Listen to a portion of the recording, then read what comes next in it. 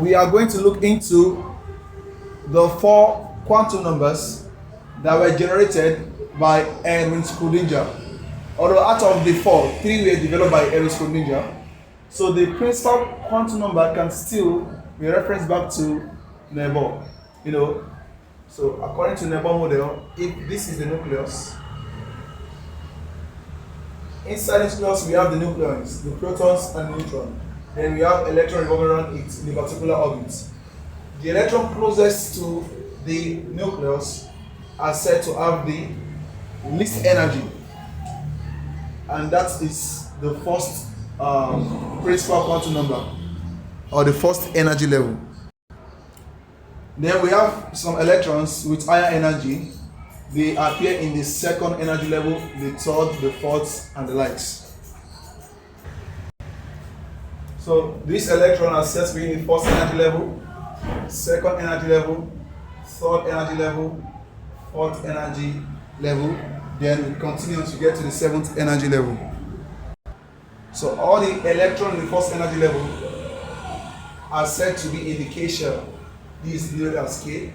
Second energy level are labeled as L shell. The third energy level are labeled as M shell. So we have K, L, M, N, O, P, Q, the likes, from 1 to 7, 1, 2, 3, 4, up to 7. These are called the energy levels. So this N is the principal quantum number. And the number of electrons that can be found in each energy level, which was developed by Max Born, is 2n squared.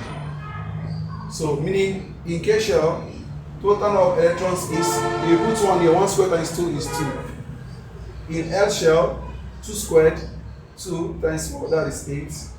So here 3 squared, 9, that's 18. 4 squared, 16 times 2, that is 32. So this is the total number of electrons that can be found in each energy level.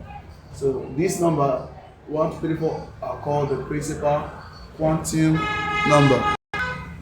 So if we have an electron at this level, that electron is said to be at the ground state. If this electron is given energy, it can jump to the second energy level. Then if we return from the second energy level back to the first energy level, the energy it's gained initially is going to be given out in form of light or photon. If the electron jump to third energy level, it can jump from third back to 1, fourth back to 1, fifth back to 1, sixth back to 1, seventh back to first energy level, or they call it the ground. So all the spectra that are observed when electron falls from every other energy level back towards the ground state is called, they are called the Lyman series. The same way we have from every other energy to the first energy level, we can also have every other energy to the second, to the third, to the fourth. Let's pick maybe every other energy level to the third and see what we are going to have there. So from 7th, or let's say from 4th to 3rd, 5th to 3rd, 6th to 3rd, 7th to 3rd, this is actually called the Paschen series. Let's see there.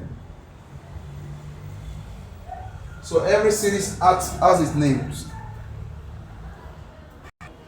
So this series is called the Bellman series. This is the Bachelor series. So this is the P-form series and the likes. So this is the concept of Nebel. This is the ground state, and this is the ground state, and every other energy level are called the excited state.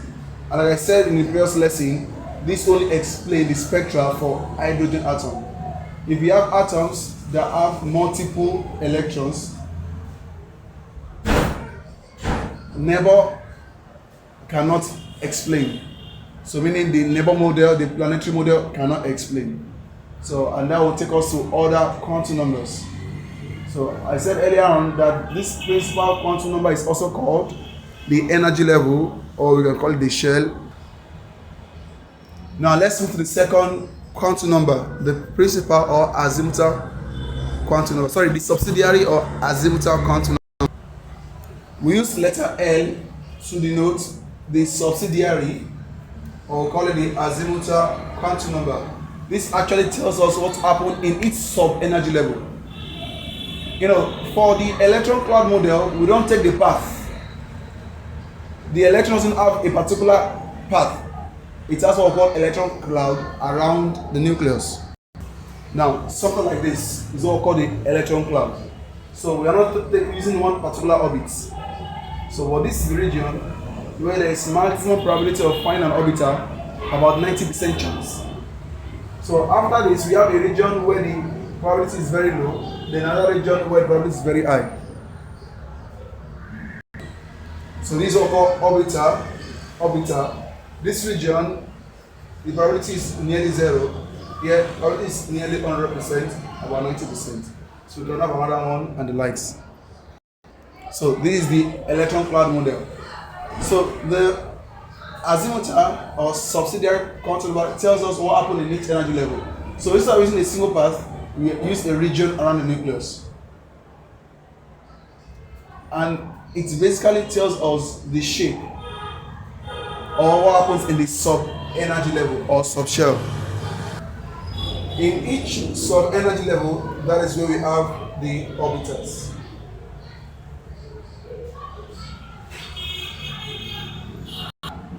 And our L has a value that ranges from 0 to n-1. So meaning, when n equals to 1, when n is 1, that's in K shell. In K shell, our n is 1. So what happens to our L? Our L becomes 1 minus 1 is 0, 0 to 0 is 0. For L shape, for L, our n is 2. If n is 2, 2 minus 1 is 1. So we have from 0 to 1. For n, our n is 3. So 3 minus 1 is 2. 0 to 2, our L is 0 to 2. 0, 1, 2. And for our n, the principal quantum number is 4. 4 minus 1 is 3. 0 to 3, our L is 0, 1, 2, 3. So this 0 stands for a particular orbiter. So it means in K shell we have a single type of orbiter. In L we have 2, 0 and 1. In M, 0, 1, 2. In N, 0, 1, 2, 3. And this 0 actually stands for S orbiter. This one stands for P orbiter. These two stand for D orbiter, and 3 stand for F orbiter. S, P, D, F. So it means in K shell we have only S. In L shell we have S and P. In M shell we have S, P, D. And in N shell we have S, P, D, F. So we can say at this energy level we have only S orbiter. S orbiter, S orbiter. So for the 7th energy level we have S and P, S and P, S and P orbiter. For the next we have SPD, SPD, SPD, SPD, SPD, SPD. For the next we have SPDF. So it's telling us what happens in each orbiter, in each sub-energy level, what happens there. Now the next thing is, what about what happened in each orbiter? What happened in the sub-orbiter? So that will take us to the next quantum number, which is the magnetic quantum number. Now before explaining magnetic quantum number, let's talk more about this. So for the subsidiary, it's actually telling us the shape of each orbital. So this S is spherical shape, this P is dumbbell, this double dumbbell, while F is complex. The shape, meaning the shape of the electron cloud in each energy level. S is spherical, P is dumbbell, D is double dumbbell, F is complex. Now for magnetic quantum number M, it is telling us what happened in each suborbital.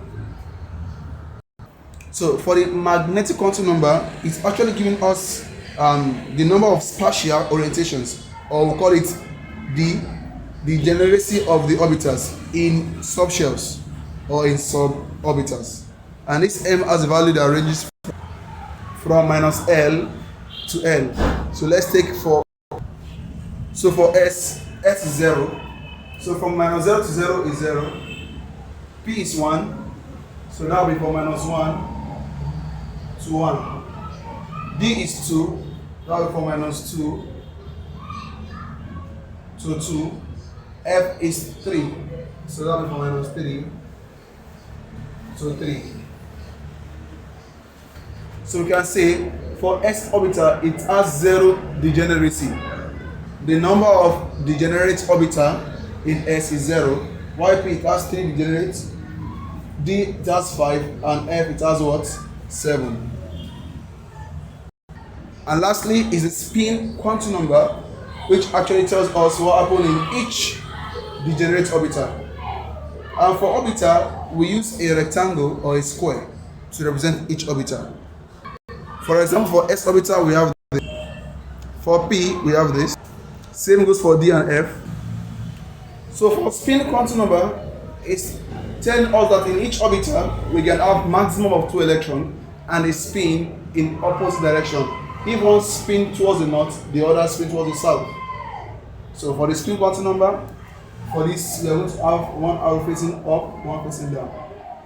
So for this, we have this. For this, we have this. And each arrow stands for the number of electrons. Number of electrons in each orbital.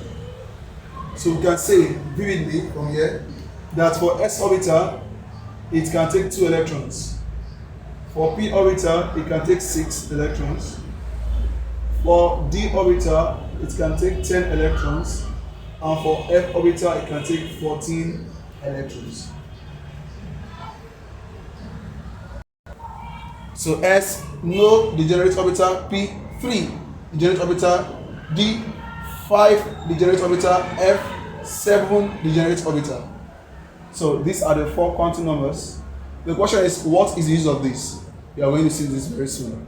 So let's now apply these quantum numbers to all the elements we have, or let's say the first 20 elements in the periodic table, or let's say the first 30. So the F's also understand how electrons are distributed around the nucleus, and especially what happens to the number of electrons in the atom shell, which determines the chemical property of that particular atom. So with this, let's now take the application of quantum numbers. But before we move to the application, we have 3 rules that must be obeyed before we can use the 4 quantum numbers without any error. So we have the Auerbach's principle, we have the Hund's rule, and we have the Pauli's exclusion principle. After treating those 3 rules, we now start taking examples of elements, and we are going to apply the 4 quantum numbers to distribute the electrons around the nucleus. Let's start with Auerbach's principle. So Auerbach's principle states that the sublevels, you can write please, the sublevels with lower energies are filled up before those with higher energies. The sublevels with lower energies are filled up with those with higher energy. So what does it mean? In first energy level, we have S. That's the principal quantum number. Second energy level, we have S and P. So meaning we have 2S and we have 2P. Third energy level, we have SPD. So you can say we have 3S, 3P, and 3D. In fourth energy level, we have 4S, we have 4P, we have 4D, and we have 4F. So if you want to fill up electrons, you have to fill those at lower energy level before higher energy. 1S has lower energy level compared to 2S. So if you are filling, you have to fill 2S before 1S before 2S. Same go for 2P. But the pattern doesn't go this way. It actually have a pattern. And what's the pattern? You follow this.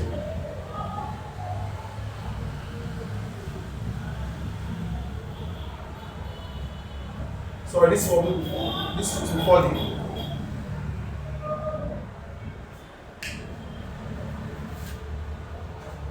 So from here, if you have to write the electronic configuration, it means you are going to write 1S, then 2S, then 2P 3S, 2P 3S, then 3P 4S, 3P 4S, then 3D 4P, 3D 4P. Now, something is very important here. And what is it? 4S comes before 3D. Meaning 3D has higher energy level than 4S. Although 3D is at third energy level. 4s is at fourth energy level, but the energy in 3D is higher than that of 4s. So this is very, very important. So you're not doing 1s, 2s, 2p, 3s, 3p, 3d, 4s, 4p, 4d, 4f. No, you follow this pattern.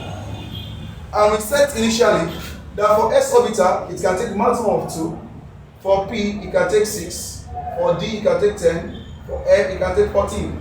So it means for 1s it can take 2, s can take 2, s can take 2, p can take 6, s can take 2, p can take 6, s can take 2, d can take 10, p can take 2, and the likes. So you have to memorize this pattern. 1s2, 2s2, 2p6, 3s2, 3p6, 4s2, 3d10, 4p2. At least this will work for the first 30 elements. Because if I add this together, 2 plus 2 plus 6, that's 10, that's 12, that's 18, that's argon. Argon is atom number 18. This calcium here, that's 20 plus 10, that is 30, that's 32. So from hydrogen to zinc, that's 30. There were 2 other elements in, atom number 31 to 32. So this is enough to analyze all the elements from first element to what? The 30th element. The next is Hund's rule of maximum multiplicity. And what does it say? It says that electrons go into degenerate orbitals of sublevels singly before pairing occurs. Again, right. Electrons go into degenerate orbitals of sublevels. So singly before pairing occurs.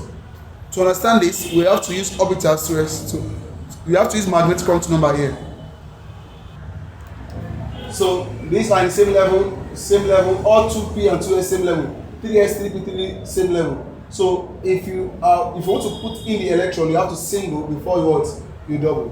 For example, let's represent this with a square. I think it's better for me to use an example. Suppose you have carbon C, atom number 6. What will be the electronic configuration? So we have to count 6 electrons. These 2 here plus 2, that is 4. Remaining 2 be here also. So carbon is 1s2, 2s2, 2p2.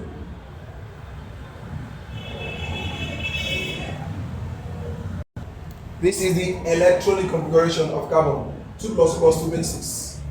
So we can also represent it this way. So this is the first energy level, and this is second energy level. So this one represents S, this S, this S, this P. So we can call this 1S. This also, this is what? 2S. And here is 2px, py, and pz. So 1s2. So here we put 2 electrons. If I write this way, it is wrong. Why? It goes against the next principle. That is the Pauli's exclusion principle. The electron have to spin in different direction. Then 2s2. Now 2p2. Now this 2p2, this is how we call degenerate. Degenerate. D-E-G-E-R-A-T. Degenerate orbitals. So we cannot just write, since in this P you have 2, we can write this and this. This is wrong. We have to spread it. We put one here and put one here. You have to do single before you can pair. So this is what Hund's rule. If I put 1 to here and nothing is here, we've gone against what Hund's rule. But in real life situation, this will actually happen for carbon. This one that is in 2s, this one of this electron will jump and come here. This one will jump and come here. So we can have this orbital being balanced. This is more stable. This is stable configuration for carbon. But this one actually has become 1s2, 2s1, 3p3. So we've mixed s orbital and p orbital already. So these are called hybridization, which I going to do later. But ordinarily, this is what we have for the electronic configuration of carbon. Let's take another element. Now let's take phosphorus, atomic number 15. So it has 15 electrons. So come here, let's count 15. 2 plus 2, 4, plus 6, 10, plus 2, 12. So to get 15, we need 3 more. So I don't take 3 from this 6. That will be 1s2, 2s2, 2p6, 3s2, 3p3. That will be the electronic configuration for 1s2, 2s2, 2p6, 3s2, 3p3. We add all these number of electrons together, you get 15. Now let's apply Ohm's rule here. So this SSPSP. SSPSP. First energy level, second energy level, third energy level. So 1s2, 1, 2, 2s2, 1, 2, 2p6, 1, 2, 3, single, 4, 5, 6. Then we have 3s2, 1, 2. 3p3, 1, 2, 3. This is wrong. It disobeys Ohm's rule. So we are not going to pair until we single. We need 3 in this p. In 3p we have 3 electrons, 1, 2, 3. So this is the correct what? Electronic configuration for phosphorus. Let's take 2 more elements, calcium and iron. Or before calcium and iron, let's look into argon first. Neon argon. For neon, that's 10. So that's Na, neon. That's 1s2, 2s2, 2p6. First energy level, second energy level, 1s2, 1, 2, 2s2, 1, 2, 2p6, 1, 2, 3, 4, 5, 6. What do you notice? All the orbitals here are filled up, unlike this and this. This shows a stable configuration. It means this element is inert. Let's argon is 18, so this is 10, 12, 18. Stop here, 3p6, exactly 18. First energy level, S here, we have 1s2, 2s2, this 2s, 2, 2p6, 1, 2, 3, 4, 5, 6. 3s2, we have 1, 2 here, this 3s. Then 3p6, 1, 2, 3, 4, 5, 6. As you can see, all the orbitals here are filled up and this. So neon, argon, they are noble elements, inert gases or rare gases. They are stable. Every other element wants to be like them. So let's take calcium next. Calcium 20. Let's count 20 from here. This 18 already. So I'm going to start 4s2. Calcium. But instead of starting from 1s2 to 4s2, already we know 1s2 to 3p6 is argon and it has a stable configuration. So anything that is more than 18, for every element whose atomic number is more than 18, we can start with argon. So here we just write argon. After argon, what do you have next? 4s2. So we want to show for calcium, this is already argon. I'll just go and draw 4s2. So this is 4s, and it has 2 electrons. You might be wondering this. You might be wondering that since we fill all everything is argon, with this one extra here, all the orbitals are filled. You might think so, but it's not actually the case. All the orbitals are not filled. Why? Because in 4s, we have 4s, 4p, 4d. So 4p is not filled at all. Same as 4d and 4f. So the configuration is not complete yet. For it to be complete, these 2 electrons must go. So it becomes like argon. Let's take for iron. Iron is 26. So this 18 plus 2, 20. From here we take 6, that will be 3d6. And this is argon. So I'll stop here, argon, then this and 3d6. So this is the electronic configuration for iron. So same thing, if you want to draw this one, we already have argon. From argon, we just draw 4s2. So this is 4s. It has 2. And we have 3d. 3d should be lower. Let me just put this way. D actually has 10. So it has 5 degenerate orbitals. then it can take 10 electrons. So in 4s we have 2, 1, 2. Then in this D we have 6. So we take 1, 2, 3, 4, 5, 6. That is for iron. Now what we have here is what we call the sub-level notation. This sub-level notation, that's electronic configuration. Now let's now show what happens in energy or shell notation. Let's shell notation. So using the principal quantum number. So for carbon, for example, in the first energy level it has 2 electrons. So we can say for carbon is actually first energy level 2 electrons. Second energy level we have what? 4 electrons, 2 in S, 2 in P. That's 2, 4. For calcium. Sorry, for carbon rather. For phosphorus, in the first energy level we have 2 electrons. In second energy level we have 8, 2 plus 6, 8. In third energy level we have what? 2 plus 3, that is 5. 285 is the electronic configuration for phosphorus. Now next, let's take for neon. For neon is Ne. First energy level we have 2 electrons. Second energy level together we have what? 8 electrons, 2 8. Next, for argon, this is argon here, Ar. For argon, first energy level 2 electrons. Second energy level we have 2 plus 6, that is 8. Third energy level we have 8, 2 8 8. Something is common or something is repeating itself for neon argon. For noble elements, in their outermost shell they have 8 electrons. In the outermost shell. So this is what called the octet structure of noble elements. For helium, it has a duplex structure because it has only 1 shell. Now let's go for calcium.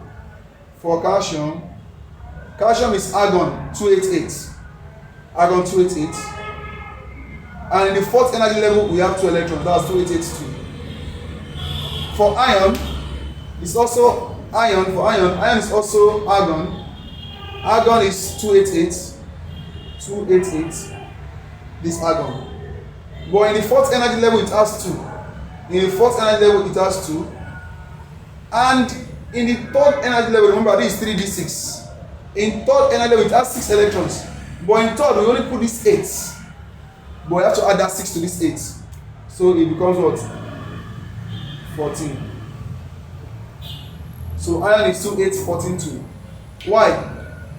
Let's go back to argon. This argon is what? 3s2 3p6. That's we have 2 plus 6 to 6. That 2 plus this 6 give us this 8 here.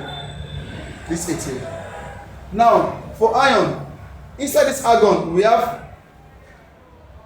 3s2 3p6. Now we are now having 3d6. So inside this argon we have 3s2 3p6 and 3d6. So you have to add the 3s2, the 2 here, the 6 here, and the 6 here also. That makes it 14. So iron is what? 2 8 14 2. You can never get the correct shell notation if you don't know the sub-level notation. It's from the electronic configuration we get the correct what? Cell notation. Although for the first 20 elements it has a pattern, since none of them goes beyond carbon, like calcium. So 3D, they don't have any 3D. So none of the first 20 elements has 3D. So meaning this 8 will always work. This third 8, that's the M shell. This K and L. This K, L, M. This K, L. This K, L, M. This K, L, M, N. This K, L, M, N. So for first 20 elements, the M is always 8 because there's no 3D. 3D starts after we have calcium. After calcium we have scandium. So that extra electron will be added to M, that will be 2892 for scandium. Titanium, it has 2 extra electrons after calcium. We add all the 2 to what? To M, that's 28102 for titanium. So but for first 20 elements, just write 288 something. So 288 something. 8 plus 8, 16 plus 2, that is 18. So it works for every element that are more than 10. After neon, just write 28. For example, let me just pick a random element. Let's pick chlorine, for example. Chlorine is 17. So I'll just write 28, that is 10. From 17, that's 7, 287. So let's pick potassium. Potassium is 19. So I'll write 28, that is 10. Meaning what? If I do 28, that's 10. From 19, I'll have 9. Then I will not write 9 here. I'll write 8, then 1. Why is it 8, 1? We have to show it by the sub-level notation. But for the first 20, 288 works. But beyond 20, 28, this will not be 8 again. This one will keep changing. For you to know exactly what it's going to be, you have to first write the sub-level notation. Then you add all the electrons in the same energy level. So I think with this, you should be able to write sub-level notation, the electronic configuration. You should be able to write this notation also to show the magnetic property. And from here we have the shell notation. Then lastly we have what we call the Lewis dot notation. But before that, let's talk about the magnetic property of elements. So elements are either paramagnetic or diamagnetic. We also have ferromagnetic, but they are basically para and di. What are they? I will explain now. Let's talk about magnetic property of elements. Now, what is paramagnetic? What is diamagnetic? We have some elements. They can easily be attracted to a magnetic field. If you have a magnet, they can attract a magnet, or magnet can attract them. So they are called paramagnetic substances. Why some they will never attract to a magnet? They are called what? Diamagnetic substances. And how do you know elements that are paramagnetic? When you go to the last orbital, if you have unpaired electron, in this case, these two electrons are unpaired. Likewise, phosphorus, they are unpaired. So whenever you have unpaired electron, that particular atom is paramagnetic, meaning it has the ability to be attracted to a magnetic field or by a magnet. But if it has no unpaired electron, these are called paired electron. They are called what? Paired electron. These are called unpaired electron. And that is why Unzul is very important, because if you didn't apply Unzul, you are going to get the magnetic property wrong. Neon argon, they are what? Diamagnetic. They have nothing to do with magnetic field. Why? Because they have no unpaired electron. Everything is paired up, no unpaired electron. So if you now have an atom with a large number of unpaired electrons, they are called ferromagnetic. Example is this iron. Iron has, in this case, it has 4 unpaired electrons. And in fact, to attain a more stable configuration for iron, something happens in iron. For a particular atom to be very stable, its 3D orbital for this metal, they have to be either completely filled or half filled. So this one is close to being half filled, meaning everything is 1, this one is 2. So one of these will jump to another energy level. So it can jump to this 4th energy level. So what happened here is we are going to be having iron to be 2, 8. Now from this 3D, one will jump and it becomes what? 13. And that one will come to this 2, 3. Where is that 3 going? After 4p, after 3D, we are going to have what? 4p. But for iron, it has 3d6, so it stops here. 3d6. So one will go away from this 3D. So it becomes 3d5. This one will now go to 4p1. But that p is still in the 4th energy level. So you add that one to this one, it becomes what? 3. So this is, when this ionizes, it becomes what? Iron 2 plus. When it loses these 2 electrons in the atom shell. What is becomes what? Iron 3 plus. This one is more stable than this. This one is half filled. When it writes out, draw the 3D orbital for this particular ion, everything is half filled. So it's either everything is half filled or completely filled. So this ion 3 plus, this ion 2 plus. Not all metals can undergo this. Only transition elements, they have variable oxidation state and they have colored ions. We are coming back to this later. So, but if you observe this particular ion, it has 5 unpaired electrons. It is highly paramagnetic.